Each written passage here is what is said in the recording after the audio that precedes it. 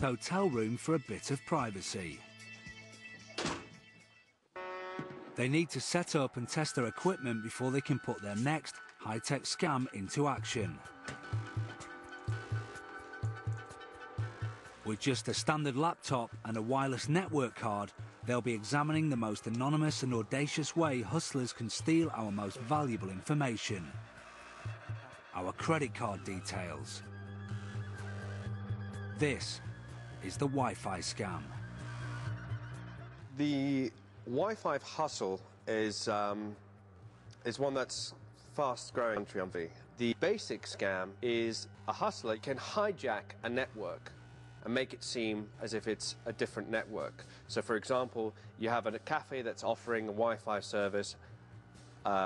Hustler can sit in, hijack that network, rename it into something different, and get people to log on to that network. The main benefit of setting up a false front is to get somebody to come in through your doorway, which means you get access to everything they bring through that door. Our hustlers have picked a location to find themselves the perfect marks. It's a travel hotel, and we've set up our hidden cameras in the lobby. Paul grabs a seat and sets up his computer. He has switched on his laptop and is now receiving internet signals from the hotel's network. And now his computer is sending out wireless internet signals for other users to connect to. As soon as a genuine customer tries to go online, they'll register via Paul's site, and he will steal their credit card details. It's too good. It's too nice. In comes likely-looking Mark number 1. The Mark logs on and starts trying to get on the internet. The strongest signal for the Mark to log on to is the one coming from Paul's laptop, so he decides to log into that network. That's his mistake. He is greeted with an access page asking for his credit card details as payment. However, this page is actually a hoax and has been created by Paul to enable him to steal the credit card details which have been typed in. Now Paul has his details, he's off on a virtual shopping trip. What does he fancy buying? How about this nice pool table? At the click of a button, Paul has robbed our first mark of £2,000, and the Mark's just surfing the net obliviously.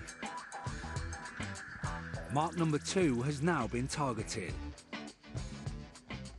He logs onto Paul's wireless network, and Paul can instantly read his credit card details. What luxury item can Paul get himself this time? This plasma TV looks good. In a matter of minutes, Paul has managed to spend £3,000 of our victims' money, and they are none the wiser. With the lobby filling up with more potential marks, Paul could steal, surf and spend for as long as his heart desires.